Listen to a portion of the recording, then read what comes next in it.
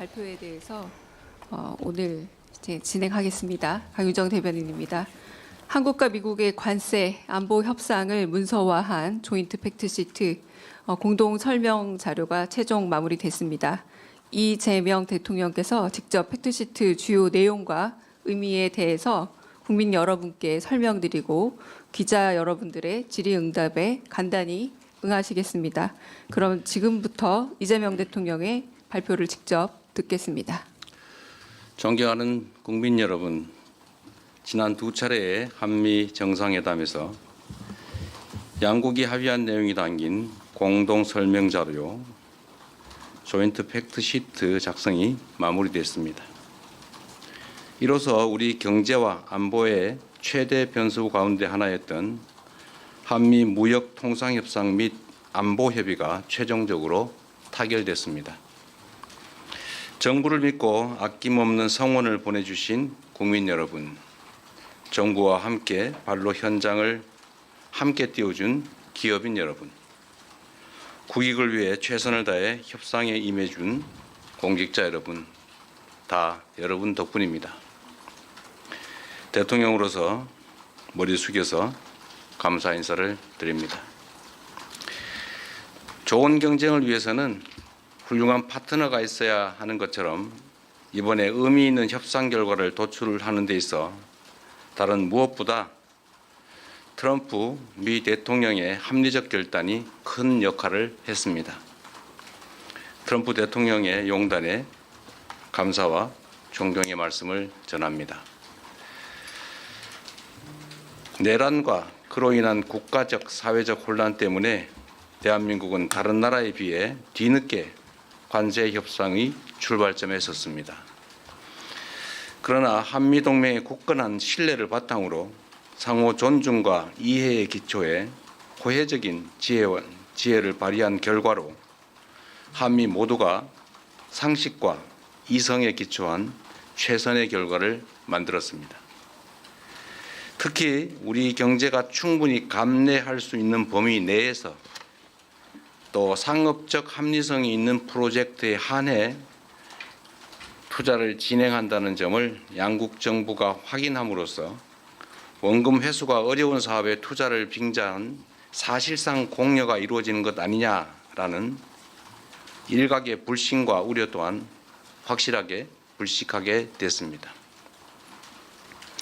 이제 양국은 앞으로 조선과 원전 같은 전통적 전략 산업에서부터 인공지능과 반도체 등 미래 첨단 산업에 이르기까지 이전과는 차원이 다른 협력적 파트너십을 구축하게 될 것입니다.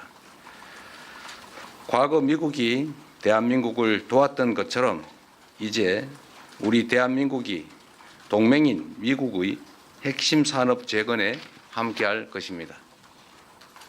그리고 이 과정에서 세계 최고의 기술력과 시장을 보유한 미국과 강력한 제조 혁신 역량을 갖춘 대한민국이 손을 맞잡고 세계 무대로 함께 진출하게 될 것으로 확신합니다.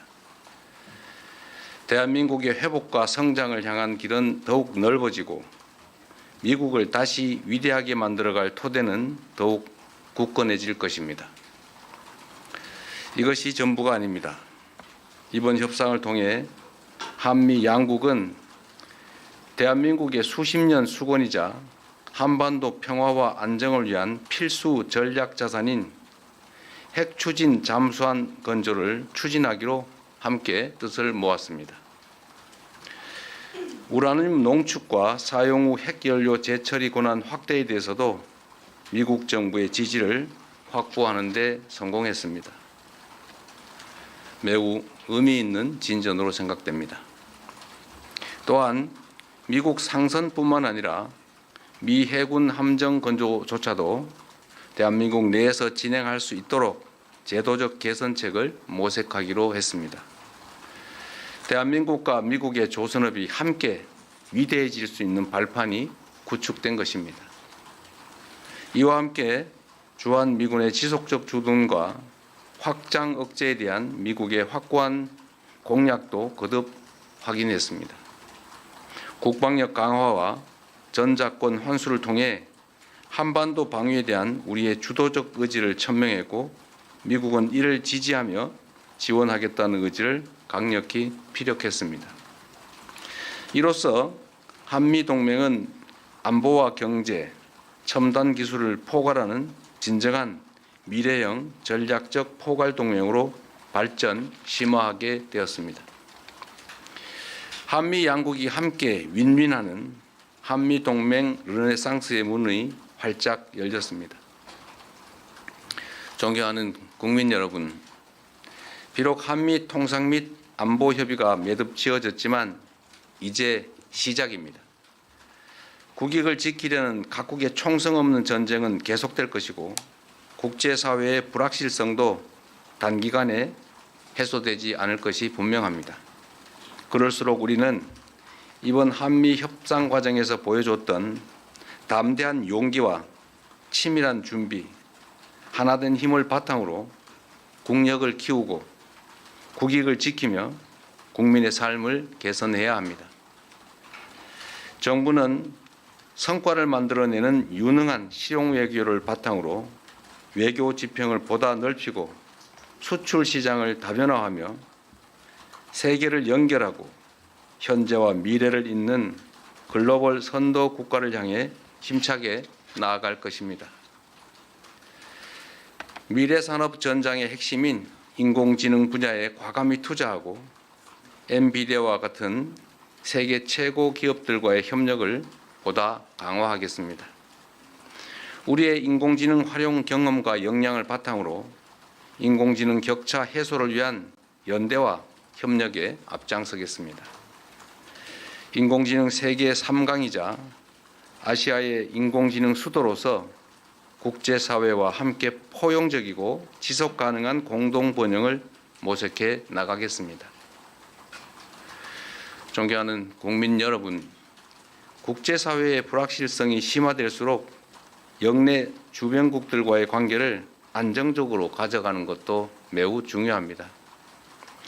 지난 경주 에이펙 정상회의를 통해 그동안 어려움을 겪던 한중 관계가 이제 개선될 전기가 마련됐습니다. 저와 시진핑 주석은 정상회담을 통해 경제 협력과 교류를 지속적으로 강화해 가기로 뜻을 모았습니다. 양국 간의 협력을 저해하는 요소에 대해서는 시간을 가지고 지혜를 모아 대처해 가자고 합의했습니다. 앞으로의 노력이 더 중요합니다. 특히 냉엄한 국제 질서 속에서 우리와 입장이나 생각이 다르다고 상대를 근거 없이 배척하는 것은 매우 어리석은 행동입니다. 미국도 중국과 다방면에 걸쳐 갈등하고 대립하지만 또 한편으로 협력할 부분은 협력하고 있습니다. 지금 우리에게 필요한 것은 바로 그러한 실사구시적인 자세입니다. 정부는 중국과의 꾸준한 대화를 통해 양국 관계 발전과 한반도 평화를 위한 길을 흔들림 없이 이어갈 것입니다. 세계 질서가 대전환의 터널에 접어들었습니다. 인공지능 혁명과 기후위기, 인구 문제 등 수많은 난제들이 기다리고 있습니다.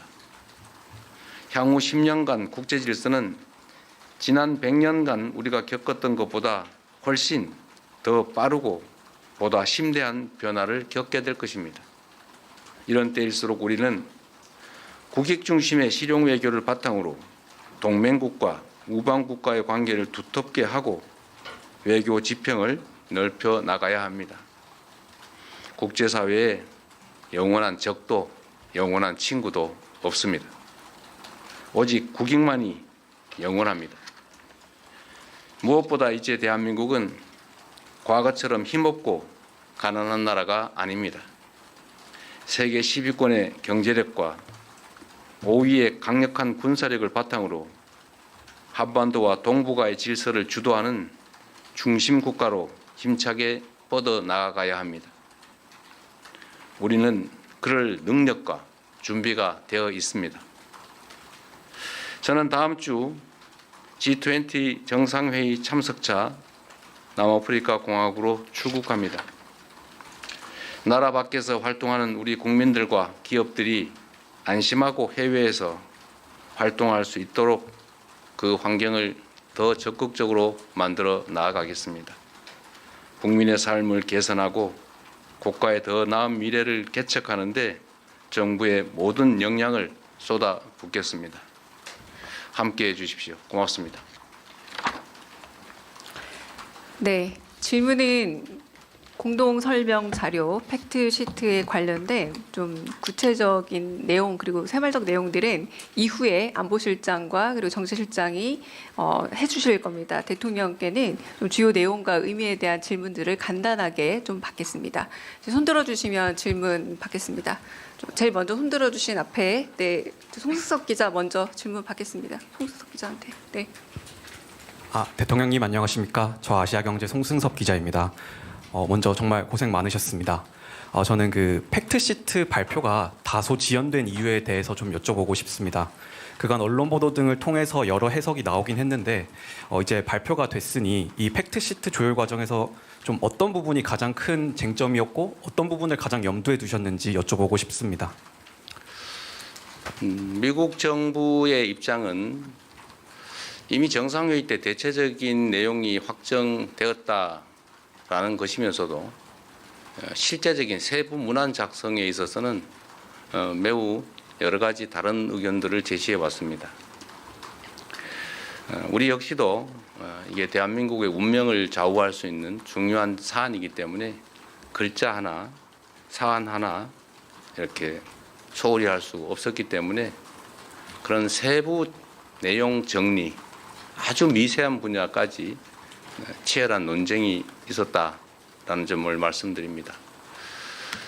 그리고 여러분께서 대체로 짐작하시는 것처럼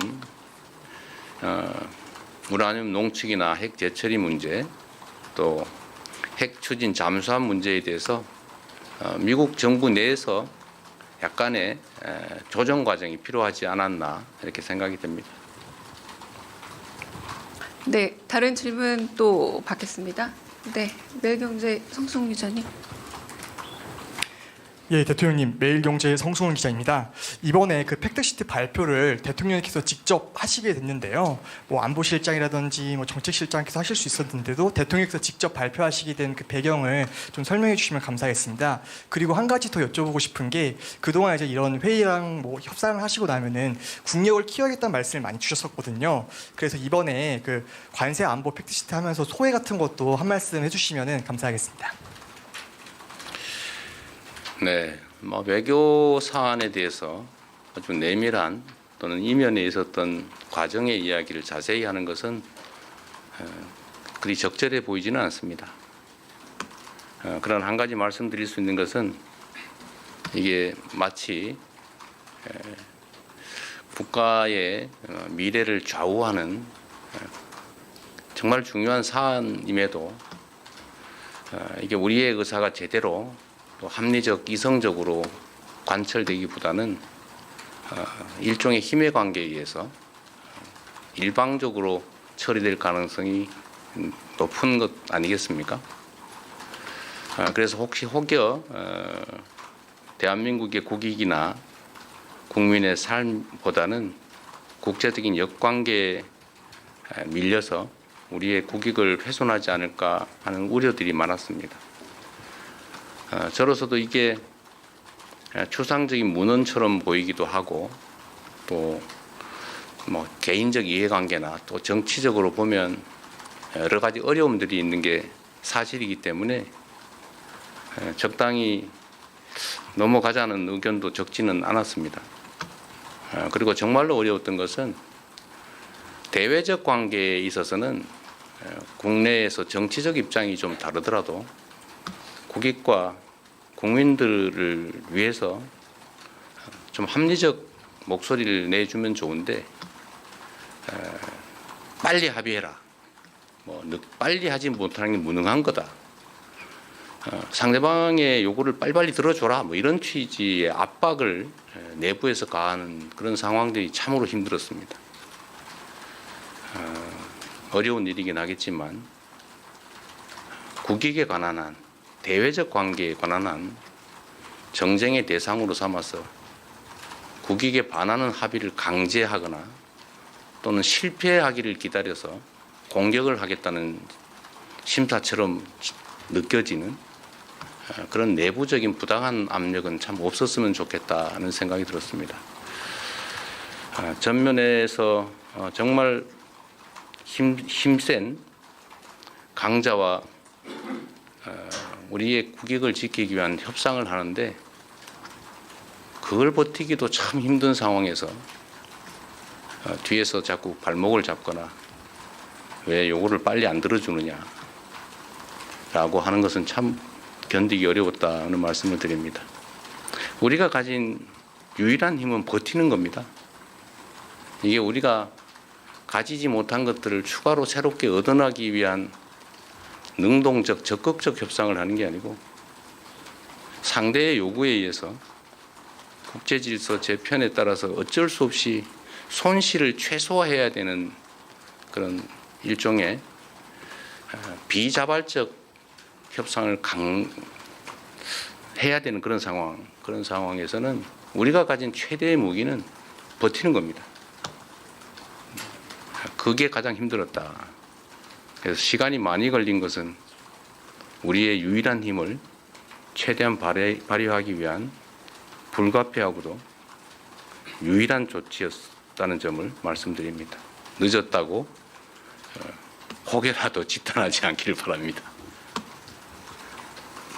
네, 여기까지만 할까요? 네, 여기까지 대통령님의 직접 질의응답은 마치고 네, 먼저 자리를 뜨시도록 하겠습니다. 그리고 제가 우리 언론인 여러분들께 한 말씀 좀 드리면 하여튼 이번 협상은 정말로 중요한 협상이었고 또 정말로 어려운 점들이 많은 난관이 많은 협상이었는데 우리 현장에 계신 언론인 여러분들도 정말 협조적으로 함께해 주신 게 큰 힘이 됐습니다.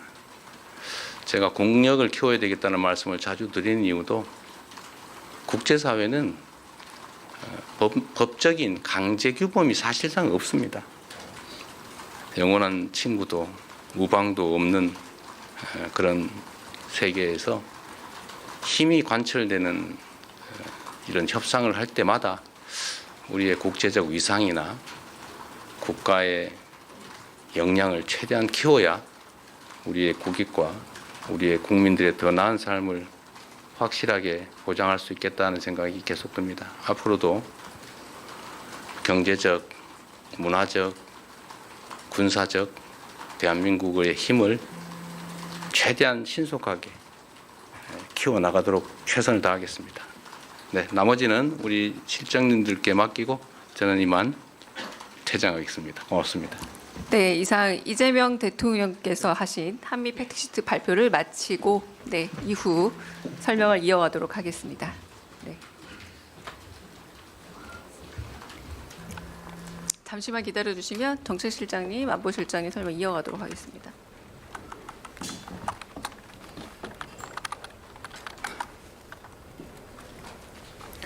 네, 대통령이 팩트시트와 관련해서 브리핑을 했고요. 질의응답까지 진행이 됐습니다.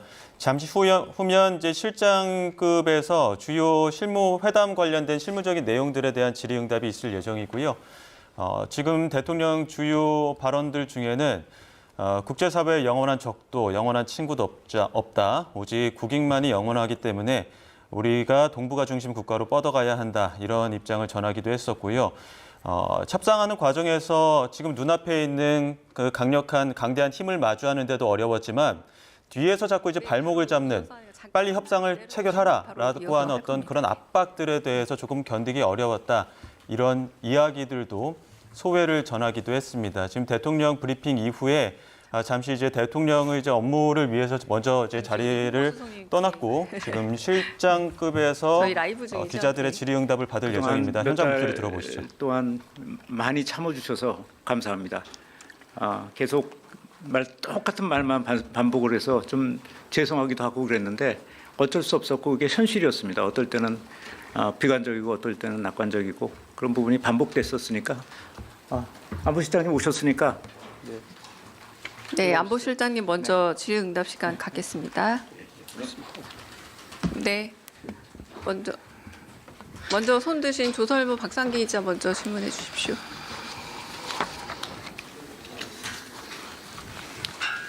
죄송하지만 저희도 이 질문도 한 10분씩 하고 좀 정리하겠습니다. 네.